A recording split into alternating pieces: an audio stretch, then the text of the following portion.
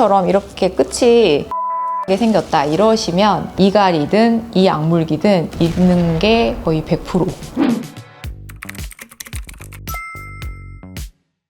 안녕하세요. 쭈쌤의 한입덴탈 이주연 원장입니다. 오늘 또 우리 PD님이 궁금한 게 있다고 하셔서 질문 받아보도록 할게요. 저희 엄마가 아침에 네. 일어나면 턱이 뻐근하다고 네. 하는데 네.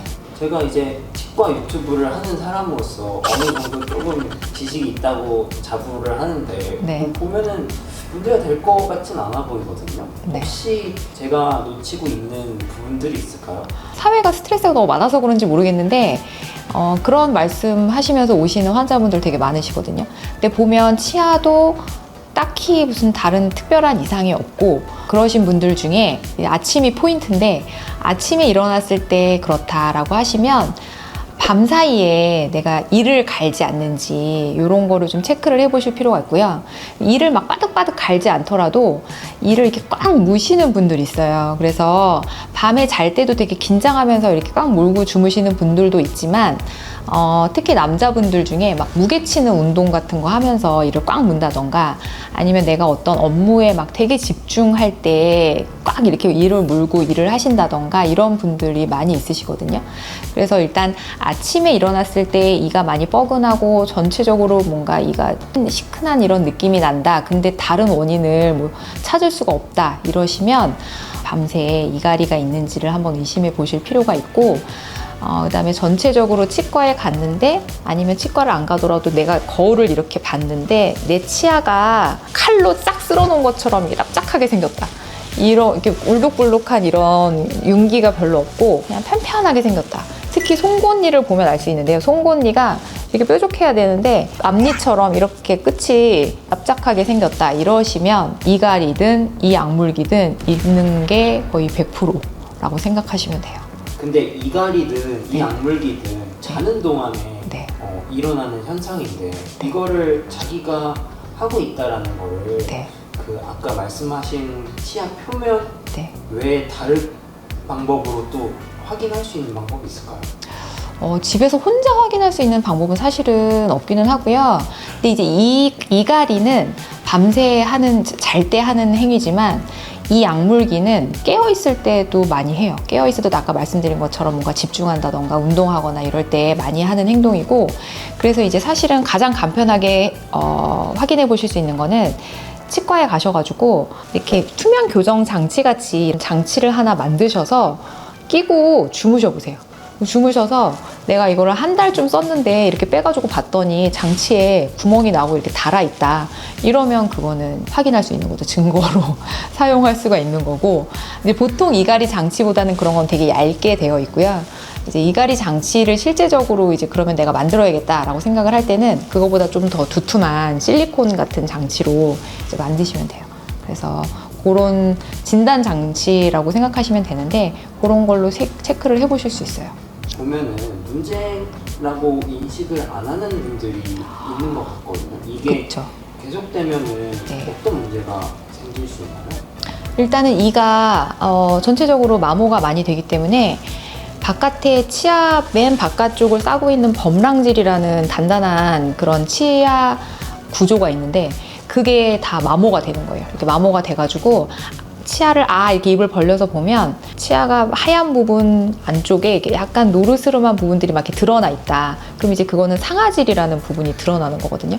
근데 거기가 드러나게 되면 이가 되게 시려요. 그래서 뭐 치경보 마모증이라고 저희가 이제 치과에서 많이 얘기하는 이렇게 옆에가 패여가지고 시린 거 말고도 그냥 씹는 면이 찬 거나 이런 거 닿으면 너무 시린 거예요.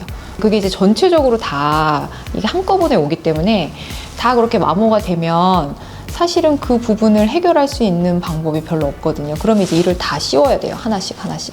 증상이 심한 것부터.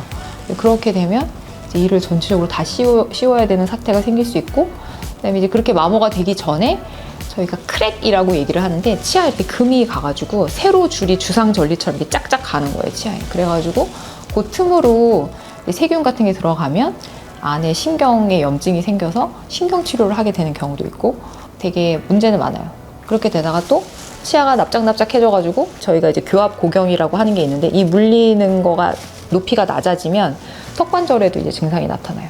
그래서 턱관절에도 악영향이 가고 그런 총체적 난국이 생기게 되는 거죠.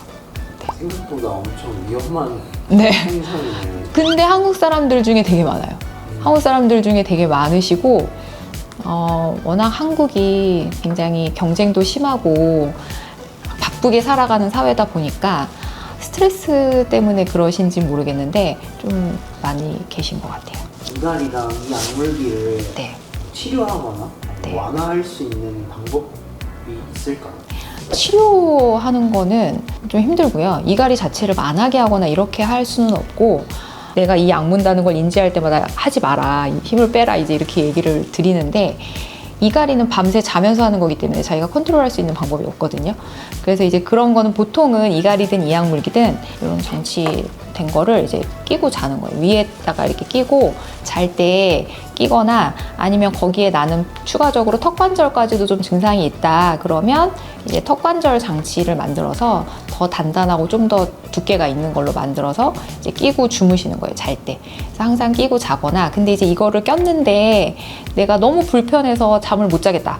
그러신 분들은 이제 보톡스를 맞는 방법이 있어요. 그래서 이제 보톡스를 맞아서 여기 저작근에다가 이제 보톡스를 놓게 되면 우리가 막 이갈이를 근원적으로 무슨 이런 신경계를 치료하는 건 아니지만 그 역할을 하는 행동대장 같은 애를 일을 못하게 만드는 거죠. 그래서 이제 걔의 힘을 빼서 이갈이나 이약물기를 많이 힘을 낮춰주는 거예요. 그래서 이제 그거는 맞으시는 분들은 한번 맞으면 본인이 아세요.